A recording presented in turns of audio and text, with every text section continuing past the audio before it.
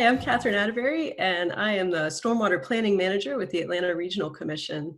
In this role, I try to help policy with local governments and nonprofit organizations to make sure that we're protecting our water quality and implementing smart stormwater policy in the metro area. So let's talk a little bit about stormwater management. We're going to start way back in elementary school with the water cycle. So if you remember the water cycle, we've got evaporation, we've got condensation, precipitation, and then surface water runoff, right? A surface water runoff is important because it lands in a watershed. Well, what's a watershed? A watershed is the area of land that drains into a water body.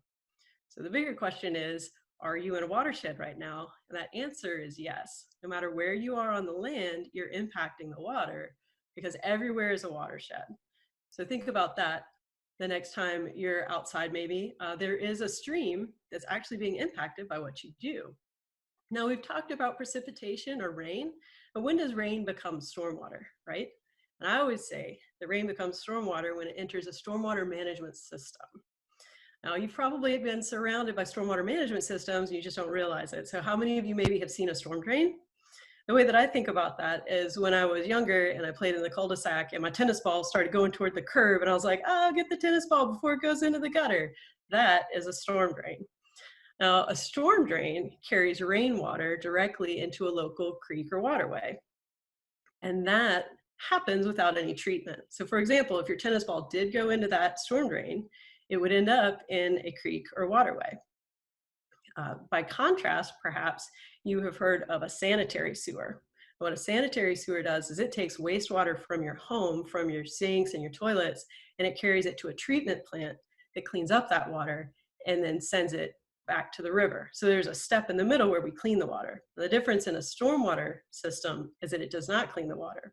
So anything that goes into that storm drain goes into our rivers and lakes. And that's why it's important to remember that watershed, right? Because if you throw trash on the ground or something like that, it'll end up in our local waterways. Early on in stormwater times, we started our designs of stormwater systems to just get water off the roadway. We dealt with the quantity of water that fell on our rivers, fell on our roadways. And by dealing with quantity, we made people safer because their cars wouldn't hydroplane, our homes weren't flooding and that kind of thing. And we thought, wow, we've really solved the stormwater problem. But what we realized as our communities grew and our paved surfaces grew is that we actually had a water quality problem, right? Because we were just sending all that water straight to our streams and our streams couldn't handle it. Our modern stormwater systems are designed a little bit differently, and they incorporate natural systems and processes to allow the rainfall not to just hit the ground and go straight to the stream, but to soak into the ground and more naturally mimic the water cycle. So that helps us in a couple of ways. It slows down the water, which protects our streams. It becomes a resource. So if you plant your gardens in a way that captures that rainwater, you can actually get free water, right? You don't need to use your drinkable water through a hose to water that garden. And then it also helps protect just our watershed overall, right? So we have happier streams, we have healthier plants, and I think we have healthier humans too. So let's talk a little bit about stormwater pollution. And we've got two types of pollution we address in the water industry. We've got point source pollution, we have non-point source pollution. And they sound very much like their titles. So point source pollution is kind of the old-timey pipe that you can point to and you see the gross green ooze or whatever coming out and you point to that and you say, that's gross, that's pollution. That is point source pollution. We did a good job in the 70s with the Clean Water Act of addressing point source pollutants, but then we realized that our waterways were still a little damaged. So that's when we turn to our non-point source pollutants. And that's something that everybody can be involved in. Non-point source pollution comes from our everyday activities in the watershed. So for example, fertilizing our lawns or washing our car in the driveway, not picking up after our pets. Those are things that happen on the land and then impact our water. Everybody can help protect our waterways. The first thing that you can do is help us fight non-point source pollution. I think even not just doing the things to stop non-point source pollution, a lot of people don't realize how their actions impact local waterways. So the first thing is actually to just tell your friends and family, hey, I learned about this new thing. It's called non-point source pollution. Have you heard about this? And some people will say, of course, I'm an awesome stormwater professional individual too. And some people will say, what is this non-point source pollution? Please tell me more. So in that case, just educate your friends and family about what they can do and what you've learned today. Students have an awesome opportunity to do a lot of great work for stormwater management. Again, we've talked about watersheds and the health and quality of our watersheds.